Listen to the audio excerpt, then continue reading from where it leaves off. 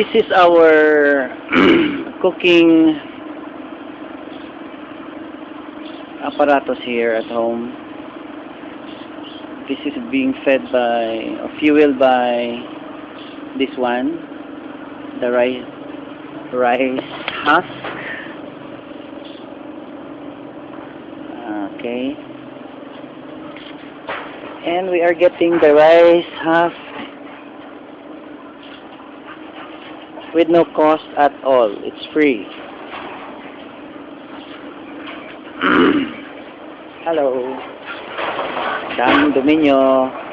Magligo na kayo. Oh.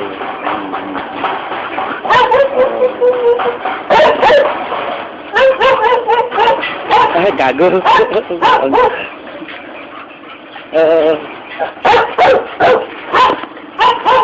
Okay. Let me.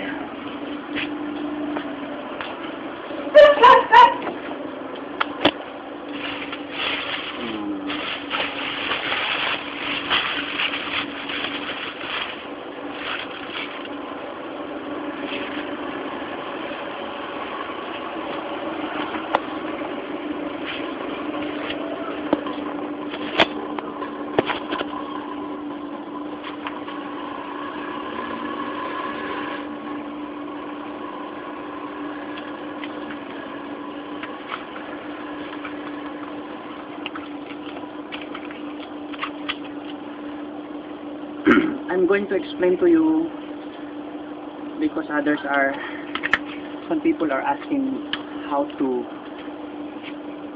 build or to construct this cooking apparatus. As you all know, this is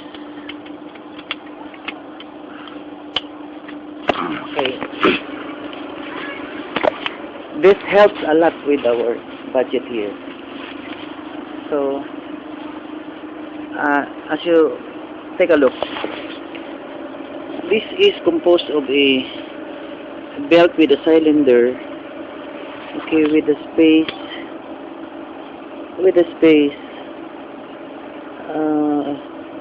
around 1.5 or 2 inches from the tip of the cylinder, and this is made up of plenty of holes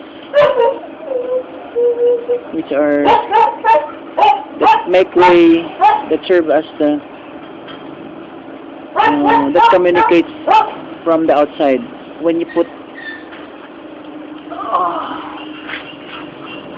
when you try to put all the fuel here, the dry part,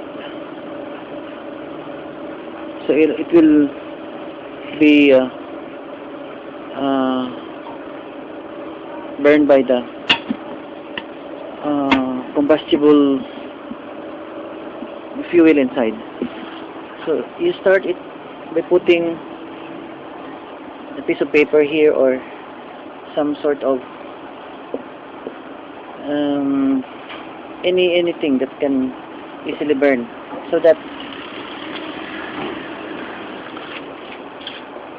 when this rice husk will enter in that area, so it will slowly burn.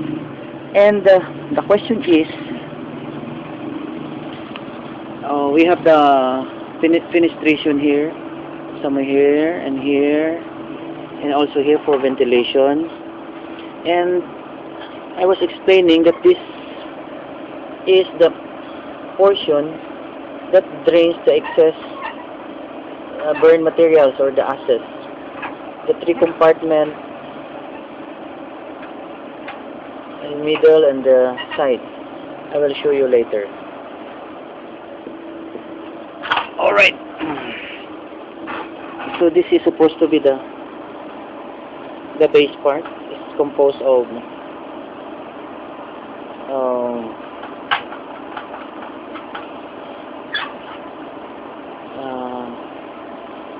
half moon size that serves as slack, and the center is like that. So we have also the fenestration here, or the tiny holes that serves as ventilation. So normally we don't have to flip this one. It has a lock here, also here. It has a lock so that it will, all of the things will not go down the drain while you're still preserving the dry part of the rice husk.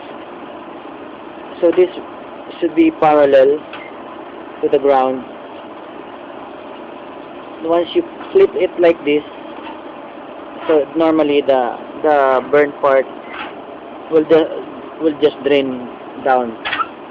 So it will be automatically replaced by the dry part on top of in this portion.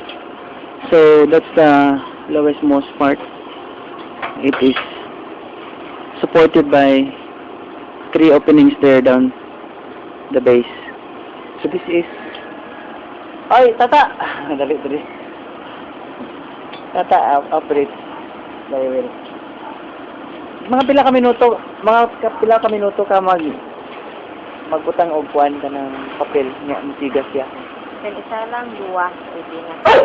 1 minute? 1 minute? 1 minute? Pila ka minuto?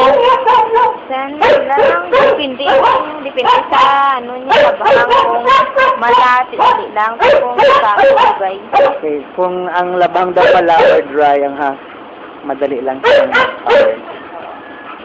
Salamat. Bye-bye. Bye-bye.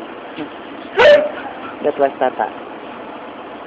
And she usually cook our dog food here. So the dog food is there. So we practically save a lot of fuel or cooking gas. And the fuel is from rice husk and it's free. You can get it anywhere. Ask it or just ask the owner of the rice mill for the supply of your rice husk. So we also this is supposed to be the source of our hot water and hot pack or anything hot. We also use this thing to cook our food. Mga linaga. So to iba Malones, friend from FB. I think I have explained it better for you this time.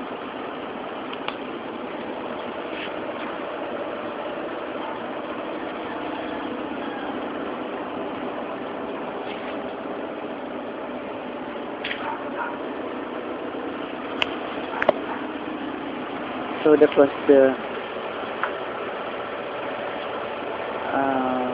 invented apparatus for cooking by using rice husk or hulls or waste from the rice mill.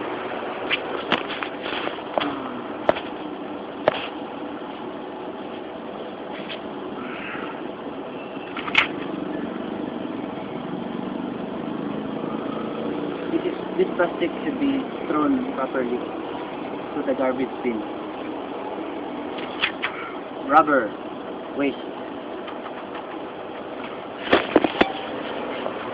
Good luck. God bless.